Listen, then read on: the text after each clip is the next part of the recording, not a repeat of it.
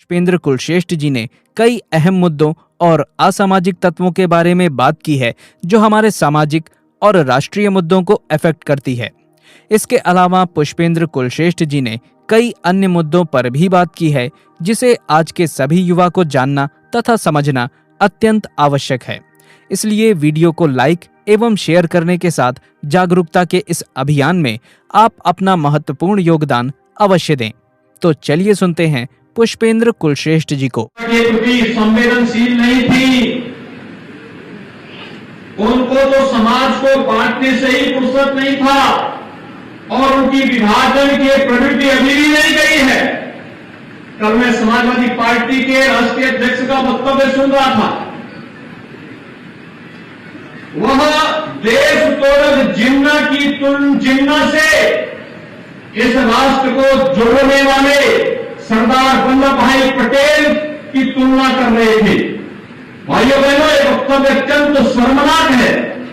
सरदार वल्लभ भाई पटेल भारत की एकता और अखंडता के आधार हैं, उसके शिल्पी हैं और वर्तमान में प्रधानमंत्री मोदी जी के नेतृत्व में एक भारत श्रेष्ठ भारत की परिकल्पना को साकार करने का कार्य किया जा रहा है। लेकिन आजाद भारत को एक भारत के रूप में रखने, अखंड भारत के रूप में वर्तमान भारत को रखने का श्रेय अगर किसी को जाता है तो वह सरदार वल्लभ भाई पटेल को जाता है, जो पूरा देश लोह पुरुष के रूप में मानता है। लेकिन कब उनका वह विभाजनकारी मानसिकता एक बार फिर से सामने आ गई जब उन्होंने सरदार पटेल को जिन्ना के समकक्ष रख करके देश तोड़क जिन्ना को महिमामंडित करने का प्रयास किया है। मुझे लगता है भारत की जनता इस विभाजनकारी मानसिकता को कभी स्वीकार नहीं करेगी और उत्तर प्रदेश की जनता को हरगिज स्वीकार नहीं करेगी। ये तालिबानी मानसिकता है जो हमेशा तोड़ने में विश्वास करता है।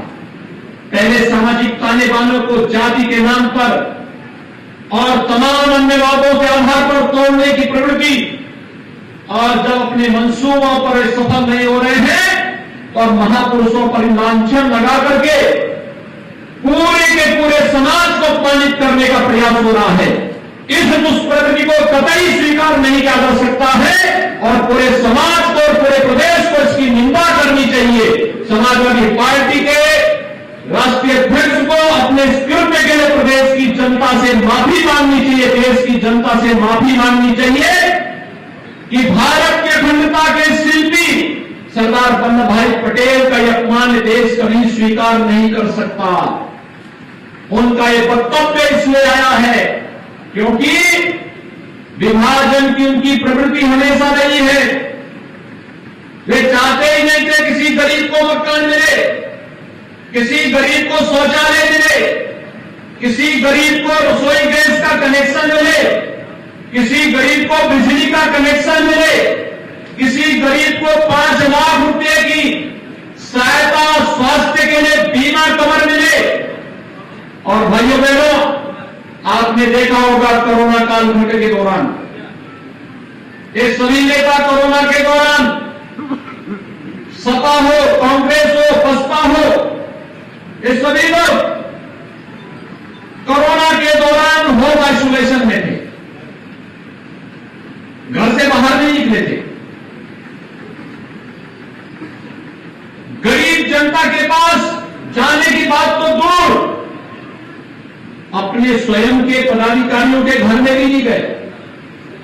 और जब उनके नेता स्वयं होम आइसोलेशन में थे तो उनके पदाधिकारी और उनके कार्यकर्ता भी होम आइसोलेशन में पड़े हुए थे। भाइयों बहनों, ये होम आइसोलेशन में पड़े हुए इन राजनीतिक दलों के नेताओं को चुनाव के दौरान भी होम आइसोलेशन में जरूर भेजना, क्योंकि जो आपकी संवेदना के साथ खड़े नहीं हो सकते, आपके सुख में आपके साथ आपको बधाई नहीं दे सकते और आपके दुख के साथ आपके साथ अपनी संवेदना नहीं तोड़ सकते, तो फिर वे इसी प्रकार से गरीब को, वंचित को, दलित को, अति पिछड़े को समाज के हर एक तबके को, वो किसी जाति, किसी मत, किसी मजहब का क्यों न हो, उसकी पीड़ा के साथ कभी खड़े नहीं हो सकते। और ये होंगे भी कैसे? क्योंकि इनकी प्रवृत्ति तो हमेशा गरीबों की संपत्ति को और व्यापारियों की संपत्ति को हड़पने की रही है।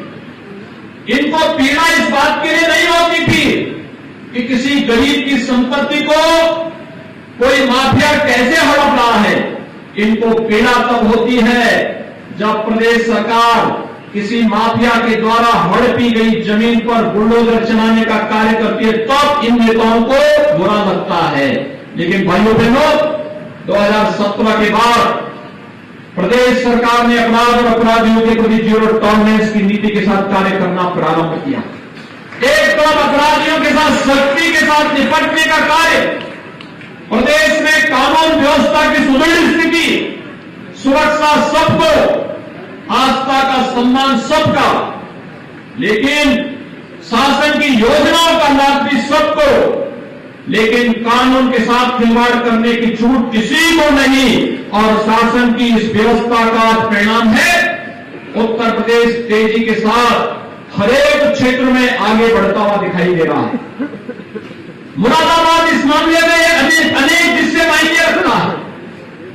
मुझे याद है जब श्री जफर इस्लाम को हम लोगों ने राज्यसभा में भेजा, वे यहां पर आए, यहां के तमाम एक्सपोर्टर से जब उन्होंने बातचीत की, यहां के प्रशासन ने, यहां के जनप्रतिनिधियों ने जब इसमें रुचि ली, आज परिणाम है मुरादाबाद एक्सपोर्ट का एक हब बना है। यहां का ब्रश आइकन आज देश और दुनिया के अंदर उसकी एक नई पहचान है। लोग आज मुरादाबाद को छोटी छोटी बातों में तनाव होने वाले जनपद के रूप में नहीं, बल्कि अब जनपद मुरादाबाद एक प्रगतिशील जनपद बनने की ओर अग्रसर है, जो विकास की मुख्य धारा के साथ जोड़ करके हरेक नागरिक के जीवन में परिवर्तन लाने की पूरी बड़ी प्रतिबद्धता के साथ कार्य कर रहा है। भाइयों बहनों, हमें विकास को एक महत्वपूर्ण विकल्प के रूप में जनता के सामने प्रस्तुत करना होगा और जनता को भी ये मानना पड़ेगा कि विकास से ही उनके जीवन में परिवर्तन आने वाला है। ये विभाजन की रेखाएं खींचने वाले लोग आपका कल्याण नहीं कर पाएंगे। अपने परिवार के हितों के लिए सब कुछ करने वाले, प्रदेश के संसाधनों में लूट मचाने वाले लोग प्रदेश का हित नहीं कर पाएंगे, जनता जनार्दन के का हित नहीं कर पाएंगे। और इसीलिए आज जब मैं यहां पर आया था प्रातःकालीन सत्र में, आपने देखा होगा 72 पुलिस अधिकारियों का सफल प्रशिक्षण के बाद हम लोगों ने उन्हें डिप्टी एसपी के रूप में नियुक्ति अभी दी है। थोड़ी देर पहले उनको नियुक्ति भी प्रदान कर दी गई है। ये 72 पुलिस अधिकारी उत्तर प्रदेश पुलिस में जाकर के अलग अलग स्थानों पर प्रदेश के अंदर कानून व्यवस्था और सुरक्षा का एक बेहतर वातावरण बनाने में अपना योगदान देंगे। तो दूसरे कार्यक्रम में मुझे आना पड़ा है। दीपावली के ठीक पहले इतने बड़े पैमाने पर यहां पर आवास योजना का लाभ उपलब्ध करवाने का एक कार्यक्रम अत्यंत अभिनंदनीय कार्यक्रम है और मैं इसके लिए आप सबका अभिनंदन करता हूं, आपको बधाई देता हूं। भाइयों बहनों, आप अनुमान कर सकते हैं 43 लाख परिवारों को आवास पहले भी मिल सकता था, पिछली सरकारों ने नहीं दिया। लेकिन हमें जैसे ही मिला, आखिर ये 43 लाख आवास प्रदेश के अंदर किसी न किसी गरीब को, किसी न किसी वंचित को तो मिले होंगे। ये आवास पहले क्यों नहीं मिले? ग्रामीण क्षेत्र में 1,20,000 रुपए, सामान्य जनपदों में 1,30,000 रुपए, नक्सल प्रभावित जनपदों में 12,000 रुपए शौचालय के लिए अलग से और 90 दिन की मनरेगा की मजदूरी के बराबर राशि भी उस परिवार को उपलब्ध करवाई जाती है। लगभग 1.5 लाख के आसपास ये राशि पड़ जाती है। और इसी प्रकार से शहरी क्षेत्र में प्रधानमंत्री आवास योजना के अंतर्गत जिन लोगों के शहरी क्षेत्र में आवास बन रहे हैं, जो स्वयं अपना आवास बना रहा है, सरकार उसे 2.5 लाख रुपए दे रही है। लेकिन जहां पर एफोर्डेबल हाउसिंग स्कीम है, एक आवास बनाने में लगभग 6-6.25 लाख के आसपास का खर्चा आता है। जमीन हम लोग उससे अलग कर देते हैं इसकी कीमत को कम करने के लिए, और उसके बाद 4.5 लाख का आवास पड़ रहा है। और मैं धन्यवाद दूंगा विकास प्राधिकरण को कि 2.5 लाख रुपए प्रधानमंत्री आवास योजना के साथ और शेष जो 1.5 लाख रुपए है, ये 1.5 लाख रुपए इन्होंने अपनी ओर से अनुदान के रूप में उस लाभार्थी को देकर के उसके जीवन स्तर को उठाने का प्रयास किया है। एक अभिनंदनीय पहल है। मेरा प्रयास, हमारा प्रयास होना चाहिए। हमें उन मलिन बस्तियों के पुनरुद्धार की कार्रवाई को आगे बढ़ाना चाहिए जहां पर लोग आज भी बड़ी दयनीय स्थिति में रहते हैं। वहां पर हम स्कीम बनाए, अभी राज्य सरकार ने इसके लिए पॉलिसी बनाई है। उस पॉलिसी को एक और जगह अगर हम लागू करेंगे तो आप देखेंगे कि हर व्यक्ति को अच्छा आवास मिल जाए, शौचालय मिल जाए, रसोई गैस का कनेक्शन मिल जाए, बिजली का कनेक्शन मिल जाए, 5 लाख रुपए का बीमा कवर मिल जाए, तो मुझे लगता है कि उस व्यक्ति के तमाम खर्चों की बचत हो जाएगी और वो व्यक्ति स्वस्थ रहेगा। एक स्वस्थ व्यक्ति एक स्वस्थ समाज के निर्माण में योगदान देगा और एक स्वस्थ समाज एक सशक्त राष्ट्र के निर्माण में अपना योगदान देगा।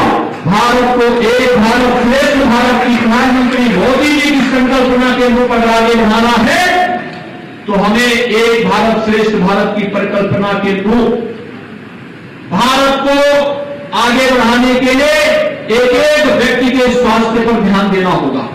और स्वास्थ्य पर ध्यान किस रूप में दिया गया, आपने कोरोना कालखंड में देखा होगा। भाइयों बहनों, सबका टेस्ट फ्री, उपचार फ्री, गांव-गांव में मेडिसिन की वितरण की व्यवस्था फ्री, मैं निकाल के लगाता हूं और इसके साथ ही राशन भी फ्री। राशन फ्री के साथ सबको वैक्सीन फ्री में वैक्सीन। उत्तर प्रदेश ने 13 करोड़ से अधिक लोगों को वैक्सीन अब तक दे दिया है। फ्री में वैक्सीन। प्रधानमंत्री मोदी जी का आभार, क्योंकि उन्होंने फ्री में राशन भी दिया है और फ्री में वैक्सीन भी दिया है। फ्री में उपचार की व्यवस्था भी। मैं मुरादाबाद को कोरोना कालखंड के अंदर 2 बार आया था और तब भी हमने यहां की व्यवस्था देखी थी। युद्ध स्तर पर हर जनप्रतिनिधि लगा था, युद्ध स्तर पर प्रशासनिक तंत्र लगा था, हेल्थ वर्कर्स लगे थे, आंगनवाड़ी, आशा वर्कर, कोरोना वॉरियर्स, पुलिसकर्मी, सफाई कर्मी, ये सभी लोग अपनी जान की परवाह किए बगैर एक एक जनता की जान को बचाने के लिए लगे हुए थे। जब ये भाव आएगा तो हम लोग हर व्यक्ति को स्वस्थ होने की उस कामना के साथ आगे बढ़ सकते हैं जो भारतीय मनीषा ने हजारों वर्ष पहले कामना की थी कि सर्वे संतु निरालया, यानी सबके सुख की कामना के साथ जब ये कामना होती है, सबके स्वास्थ्य की कामना, निरोगता, आरोग्यता को प्राप्त करने की कामना के साथ जब ये कार्यक्रम आगे बढ़ते हैं तो कोरोना जैसी महामारी भी आपके उत्साह, आपकी उमंग के साथ परास्त होता हुआ दिखाई देता है। भाइयों बहनों, दीपावली आ रही है और दीपावली के पहले कोरोना जैसी महामारी पूरी तरह समाप्ति की ओर जाना उत्साह की उमंग के साथ परमात्मा और ईश्वर की कृपा आपके साथ जुड़ती हुई दिखाई दे रही है। इसलिए आज प्रधानमंत्री आवास उपलब्ध कराते हुए मुझे आप सबको बहुत प्रसन्नता की अनुभूति हो रही है। मैं इस अवसर पर आप सबको बधाई देता हूं, अपनी शुभकामनाएं देता हूं। दीपावली की ढेर सारी बधाई और मंगल में शुभकामना के साथ अपनी वाणी को यहीं पर विराम देता हूं। धन्यवाद। जय हिंद। तो अभी सब्सक्राइब करें, क्योंकि आपका साथ भी बहुत जरूरी है। मिलते हैं एक और नई वीडियो में। तब तक के लिए आप अपना और अपनों का ख्याल रखें। वीडियो को अंत तक देखने के लिए आपका बहुत बहुत धन्यवाद। जय हिंद, जय भारत, वंदे मातरम।